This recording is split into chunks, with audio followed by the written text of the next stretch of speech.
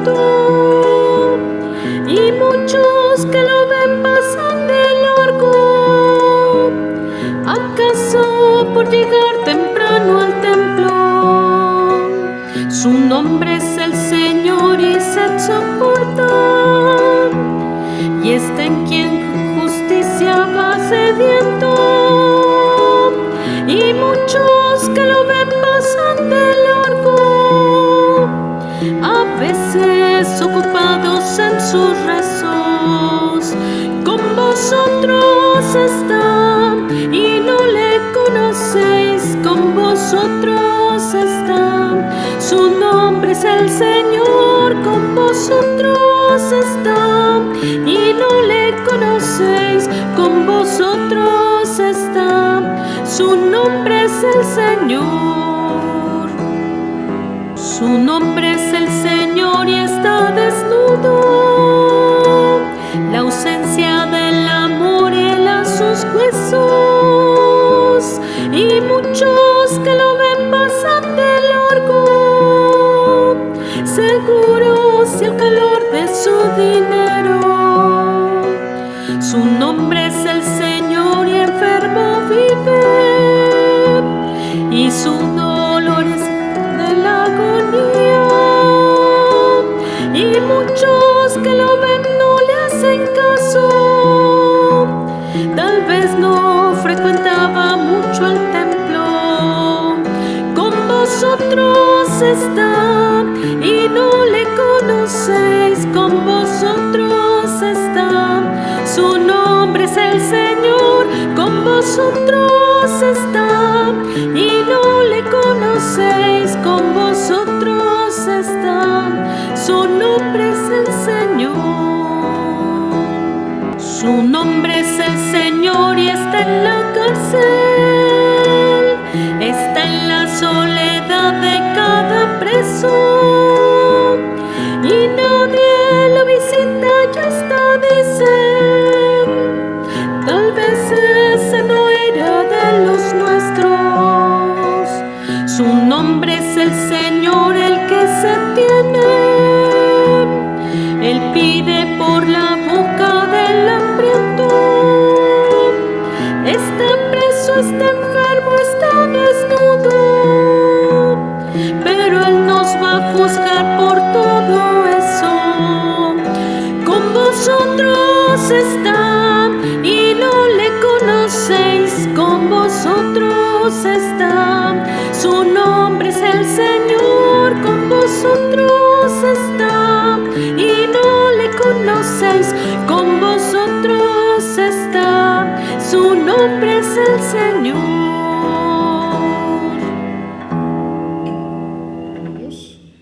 Tengamos la Biblia abierta ahí en Jeremías capítulo 22 y vamos a dar lectura a los primeros 6 versículos. Dice así la palabra de nuestro Dios. Así dijo Jehová: desciende a la casa del rey de Judá y habla allí esta palabra, y di: oye palabra de Jehová, oh rey de Judá, que está sentado sobre el trono de David, tú y tus siervos y tu pueblo que entra por estas puertas. Así ha dicho Jehová: haced juicio y justicia, y librad al oprimido de mano del opresor, y no engañéis ni robéis al extranjero, ni al huérfano, ni a la viuda, ni derraméis sangre inocente en este lugar. Porque si efectivamente obedecieres esta palabra, los reyes que en lugar de David se sientan sobre su trono, entrarán montados en carros y en caballos por las puertas de esta casa, ellos y sus criados y su pueblo. Mas si no oyeres esta palabra, por mí mismo he jurado, dice Jehová, que esta casa será desierta. Porque así ha dicho Jehová acerca de la casa del rey de Judá: como Galaad eres tú para mí, y como la cima del Líbano, sin embargo, te convertiré en soledad y como ciudades deshabitadas. Amén. Si ya vemos el libro de Jeremías, ya hemos avanzado hasta aquí. Hay que decirlo, Jeremías es una compilación de sus propias profecías. Yo les había dicho que por eso del capítulo 7 están las profecías del templo, todas están juntas, no dichas al mismo tiempo, pero ahí están todas, porque él decidió ponerlas por tema y no cronológicamente. Por eso leemos Jeremías y vemos que se repiten las profecías, porque estas fueron dadas por lo menos en un periodo de 4 reyes. Así es que si usted ve una profecía para Jerusalén y al poco rato ve otra profecía para Jerusalén y parece que dice lo mismo, es porque fueron dados a diferentes reyes. Y él lo que hizo fue, esa es profecía de Jerusalén, pues la pongo aquí como profecía de Jerusalén. Así que si se repite o parece que habla de lo mismo, significa que la misma profecía fue dada a diferente rey, como decíamos, para que reaccionara a la voz de Dios. Por eso, esta profecía que estudiaremos está repetida durante lo que llevamos de Jeremías, y esto nos habla de la importancia del tema, ya que fue dada a los 4 reyes. Dios ha puesto dentro de su pacto los derechos de los más desprotegidos, pero también llamó a que los reyes fueran justos a la hora de impartir justicia. Dios ha dicho que cuando la gente pregunte por qué fue destruida la ciudad, se dirá, porque dejaron el pacto de Jehová su Dios y adoraron dioses ajenos y le sirvieron, dice versículo 8 y 9. Romper con el pacto de Dios es desconocer a Dios y por lo mismo todos sus mandamientos. Esto hace que sea aberrante la conducta de sus reyes y demás funcionarios reales. Y por desgracia, se llevan, como decía mi abuelita, se llevan entre las patas al resto del pueblo. Y esto se ve precisamente con el trato a los demás. Actuar ante las injusticias sociales. En el seminario me enseñaron en teología pastoral que debemos instruir a la iglesia a pedir perdón a Dios como organización. Normalmente en los tiempos de confesión pedimos perdón por nuestros propios pecados, pero no lo hacemos como iglesia. No pedimos perdón porque hemos dejado de ayudar al necesitado, porque no hemos levantado la voz de protesta por las injusticias en nuestro país, porque pasamos de largo ante tanta situación de inseguridad como lo hace el levita o el sacerdote en la parábola del buen samaritano. No hemos perdido perdón como iglesia a Dios porque hemos dejado de evangelizar, porque hemos dejado de llevar este mensaje de esperanza que puede transformar las vidas y por lo tanto a nuestra sociedad. Y podemos seguir sumando y sumando y sumando faltas que como iglesia estamos cometiendo. Este es precisamente el reclamo de Dios para los 4 reyes, que no hay un arrepentimiento ante su conducta por este atropello para los más necesitados, y a los reyes como representantes del pueblo, porque esto es un problema que se da en todo el pueblo de Dios a causa del ejemplo que dan sus autoridades. La iglesia debe tener una presencia de protesta dentro de estos actos de injusticia a través de sus miembros, pero también a través de ellos acciones concretas que ayuden a resolver ciertos problemas o por lo menos de uno en particular. No solo de pararse con pancartas o de poner lonas o letreros señalando o denunciando las injusticias sociales, sino acciones que nos permitan mostrar que como iglesia estamos involucrados en estos problemas sociales que existen. Cuando la muerte de los estudiantes de Ayotzinapan se promovió entre la sociedad civil que como protesta ante el gobierno, esa noche se pusieran velas en la puerta de la casa para expresar de alguna manera nuestra inconformidad por este hecho. Los muchachos de la iglesia y algunas mamás me preguntaron cuál sería nuestra reacción ante esto y les dije que como iglesia pondríamos nuestras velas en la entrada del templo y nos uniríamos a esta protesta. Varios vecinos de Iztapalapa lo hicimos. La iglesia Emmanuel lo hizo. Los vecinos no podían creer que nos involucrábamos en esto. Al preguntarme, les contesté, ¿cómo no hacerlo? Si tengo muchos muchachos en la iglesia y no me gustaría que pasaran por algo similar y que sus familias estuvieran sufriendo por no saber de ellos. Con esto pudimos entrar a los hogares de los vecinos, porque fuimos sensibles a una situación que estábamos viviendo como país. Y pudimos trabajar con varios jóvenes y adolescentes al darse cuenta que estábamos con ellos en esta situación social de inseguridad. Sé que a la iglesia madre no le gustó porque me mandó llamar y me llamó la atención por esto. Pero la verdad, no podíamos pasar por alto. No podíamos dejar de unirnos ante el dolor de una sociedad por la atrocidad cometida contra estos estudiantes. Sean o no sean culpables, hayan hecho o no hayan hecho todo lo que se ha dicho. Pero la verdad, no es posible el trato que se les dio. Si hicieron, debieron haber estado en la cárcel y todo un proceso. Y si no hicieron, con mayor razón. Por el ángulo que lo vean, la iglesia necesitaba levantar la voz. Y aunque, como les digo, la iglesia madre no estuvo de acuerdo, pero la sociedad fue impactada por esta acción. Jeremías describe estas acciones: haced juicio y justicia, librad al oprimido de mano del opresor, y no engañéis ni robéis al extranjero, ni al huérfano, ni a la viuda, ni derraméis sangre inocente en este lugar, dice el versículo 3. El reclamo de Dios a través de su profeta es porque los que juzgaban eran muy corruptos y recibían cohecho. Probablemente Jeremías va a las puertas donde se estaba impartiendo justicia y observa el mal actuar de ellos y les pide hagan correctamente su trabajo. Recuerden que cuando Jeremías entra por estas puertas es lo que ve, porque le habla al rey, al que está centrado en el trono de David, a sus siervos y al pueblo que entra por sus puertas, esas puertas que se abrían de palacio para poder establecer juicio y justicia. Y por eso Jeremías levanta la voz y le dice: hagan las cosas correctas y no reciban cohecho. El otro reclamo, la opresión, el engaño y el robo, fue por el exceso de impuestos que el rey estaba poniendo. Sí, y a los extranjeros se le cargaba la mano, y esto incluía también a las viudas y a los huérfanos que no tenían cómo pagar sus impuestos, y literalmente les quitaban todo. Y como decía mi abuelita, y no tenían ya ni en dónde caerse muertos. Estaban en extrema pobreza y aún así los seguían explotando. El rey decidió aumentar impuestos precisamente porque Egipto exigía mucho tributo. Así es que estaban sometidos a este tributo si no los iban a atacar. Y la verdad es que ellos quisieron contratar a Egipto para que los defendiera y salió peor lo que les cobraban por derecho de seguridad, como hoy lo vemos en nuestro país.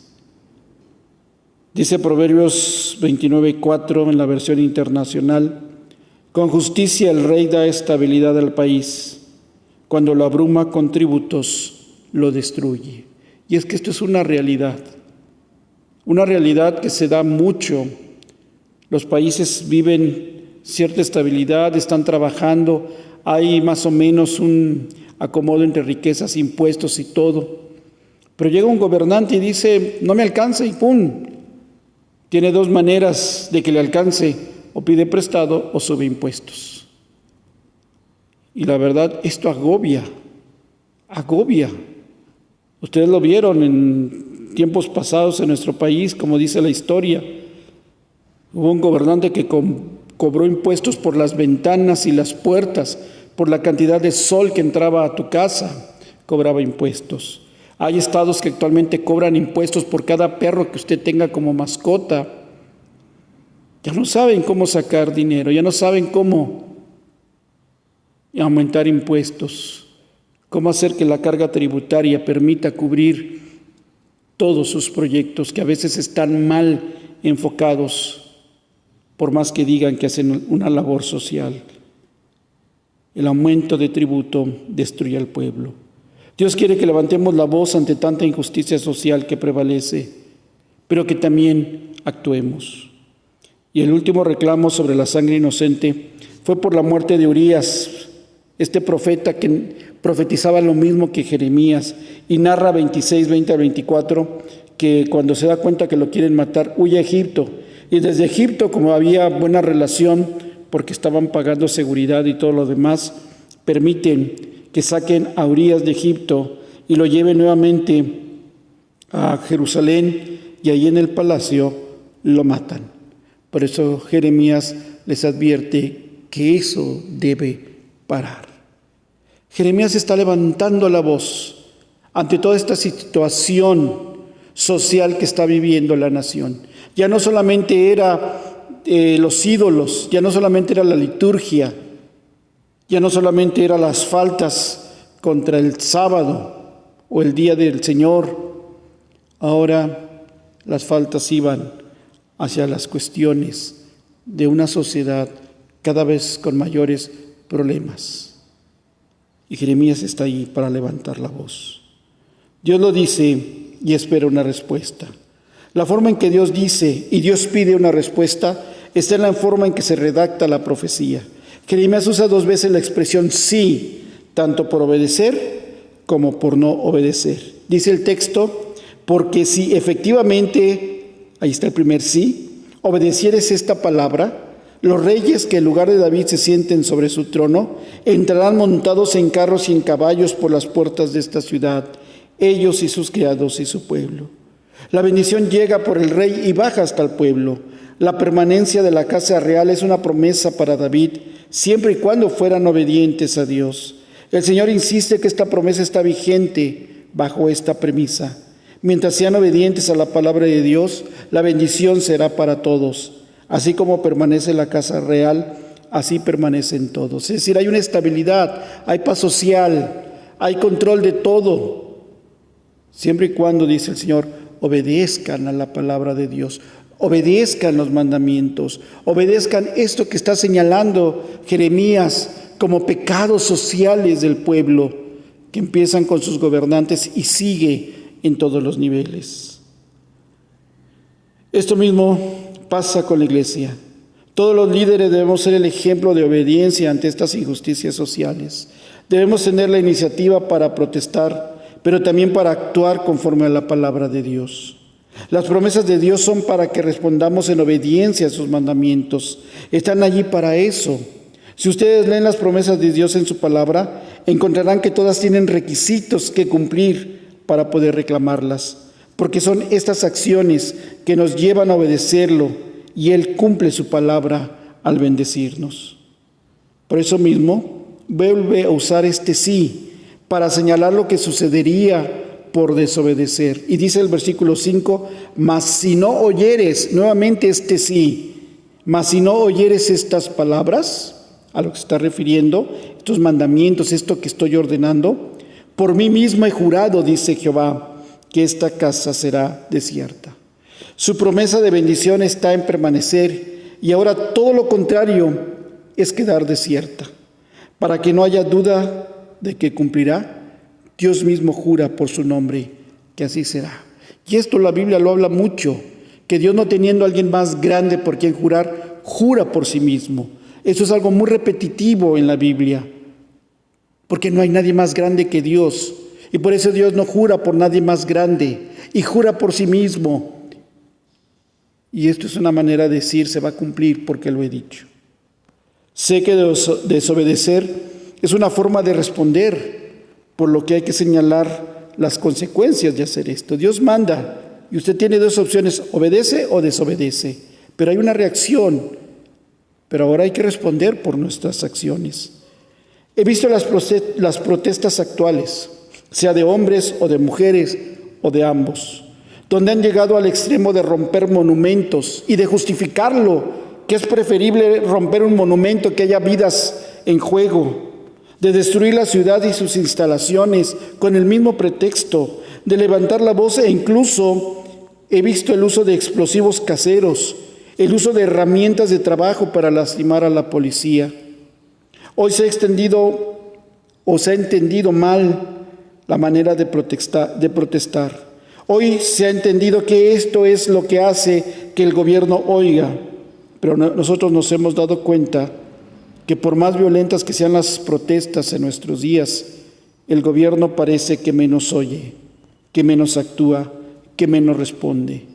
Estamos viendo un gobierno muy pasivo ante las situaciones y por más que digan que tiene otros datos, la realidad lo está superando. Otros han vuelto a tomar las armas para defenderse, creando grupos de choque ante los criminales, porque como que no ha funcionado eso de abrazos en lugar de balazos. Pero las autoridades tienen las manos atadas, no se mueven. ¿Qué tiene que hacer la iglesia? ¿Cuál sería su manera de actuar? Ahora protestamos porque no estamos de acuerdo por la forma de protestar. Ese sería nuestro papel. Porque es lo que yo estoy diciendo, parece que yo estoy protestando por la manera de protestar. ¿Cuál sería nuestro papel? ¿O actuaremos ante tanta injusticia apoyando a alguien en particular? Que también esto se puede hacer. Tal vez como iglesia local no tengamos esa fuerza, pero podemos hacerlo ante situaciones muy propias, muy particulares. Tal vez no podremos con todos, pero sí podemos ayudar a uno. La iglesia, sus miembros, tienen que estar metidos en esta sociedad, sintiendo su dolor y actuando por consecuencia. Dios es lo que quiere de estos reyes. Para eso envía al profeta Jeremías, porque quiere que actúen, que sean ejemplo para una sociedad que necesita verlos actuando y volviéndose a Dios. Y hoy esta es una realidad para los líderes de la iglesia. Para todos aquellos que asumirán un cargo y estarán al frente de la iglesia, esta es una gran responsabilidad, porque tenemos que ser ese ejemplo ante una sociedad cada vez más dañada, ante una nación que sufre cada vez más, y donde podríamos decir que vemos a un gobierno cada vez más pasivo, y donde la sociedad está actuando, pero tal vez no de la manera correcta.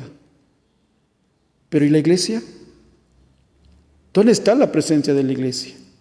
Y déjenme decirlo de manera general, porque hoy ni siquiera la Iglesia Católica ha levantado la voz ante los movimientos como la ha hecho según la historia de nuestro país, donde vemos a la Iglesia Católica levantándose y tomando de alguna manera las riendas de las protestas y de las situaciones. Hoy hemos visto a la iglesia totalmente callada. Cuando mucho, por ahí, una pequeña manifestación en Facebook. Somos su amado pueblo. Dios ha dicho, como Galaad eres tú para mí, y como la cima del Líbano. Sin embargo, te convertiré en soledad y como ciudades deshabitadas, dice el versículo 6. En esta profecía, Dios está utilizando una región o dos regiones, que son lugares muy lindos, por la cantidad de árboles frondosos, por la cantidad de recursos naturales. Dios en esta forma de poema expresa que su pueblo es bello. Es un lugar donde vale la pena vivir entre ellos por lo hermoso del lugar. Y es exactamente lo que pudiéramos decir de la iglesia. Este es un hermoso lugar para que habite el Señor. Es cierto que el mundo es apenas el estrado de sus pies, una manera poética de hablar de la grandeza de Dios. Y como el mismo Dios le dijo a David, ¿cómo me vas a construir un templo? ¿Cómo me vas a encerrar en un templo? Y esa es una realidad. Sin embargo, cuando hay hombres y mujeres obedientes a su palabra, Dios ve el lugar hermoso para habitar, para poner allí su tabernáculo, como dijo Juan. Dios está a gusto en medio de su pueblo. Pero si este pueblo no quiere obedecer, el lugar entonces será deshabilitado. Y esto implica destrucción. Pero también abandono por parte de Dios. Cambiar su habitación, esconder su rostro. Dios no se expresa mal de su pueblo, sino que le dice a sus reyes cómo los está viendo. Y dice el Señor que los ve así, como un lugar hermoso para habitar. Le gusta vivir entre nosotros. Se siente a gusto aquí y eso es lo que está diciendo. Que se siente a gusto estar en medio de su pueblo. Se siente a gusto allí junto con su pueblo. Pero nuestro pecado lo aleja. Dice Isaías 59:2, pero vuestras iniquidades han hecho división entre vosotros y vuestro Dios, y vuestros pecados han hecho ocultar de vosotros su rostro para no oír. Y esa es una realidad.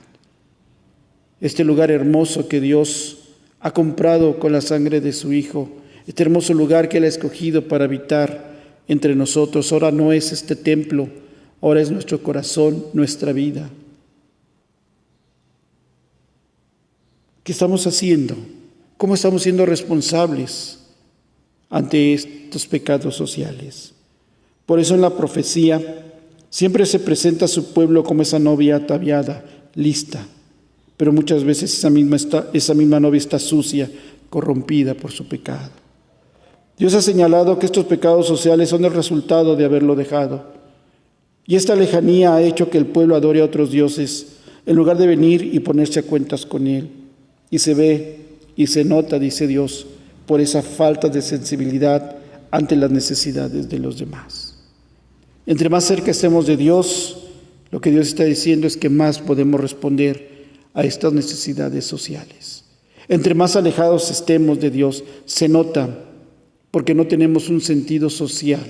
La iglesia no tiene ese sentido social, como que se siente diferente, aislada de la sociedad, del mundo que nos rodea. Como les ponía el ejemplo de la parábola del buen samaritano.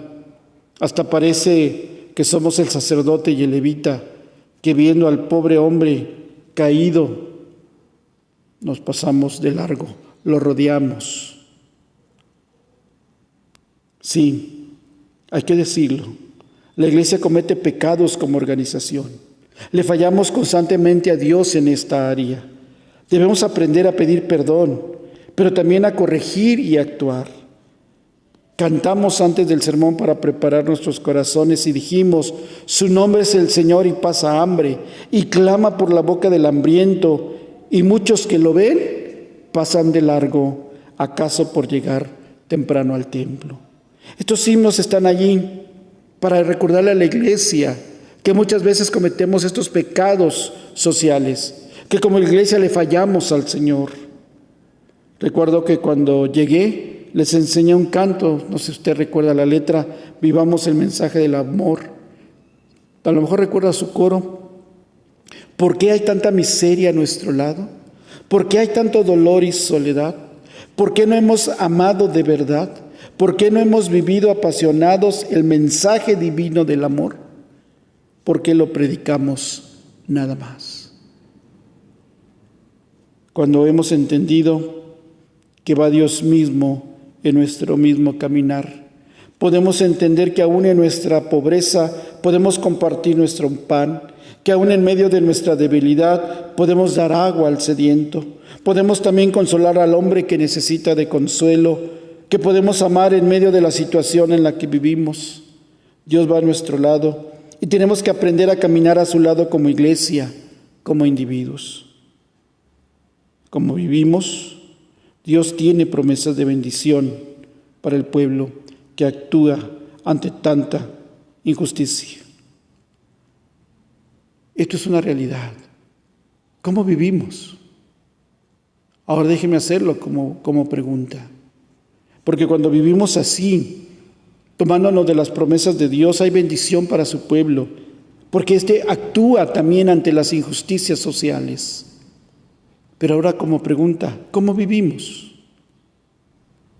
¿Cuál es la realidad de nuestra iglesia? Nuestra iglesia también tiene que aprender a meterse en los problemas sociales del país, en los problemas sociales de nuestro estado, de nuestro municipio, de nuestra comunidad.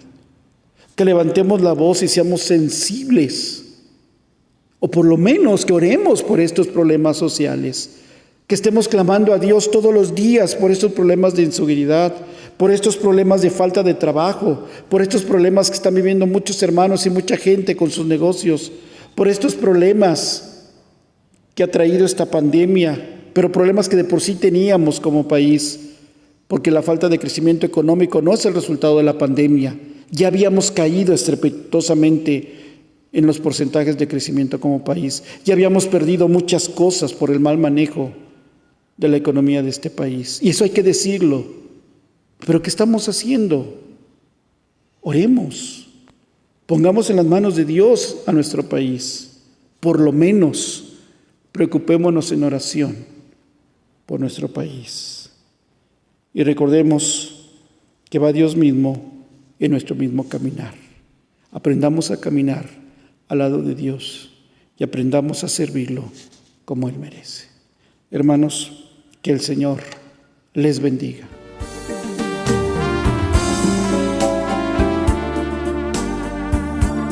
Cuando el pobre nada tiene y aún reparte,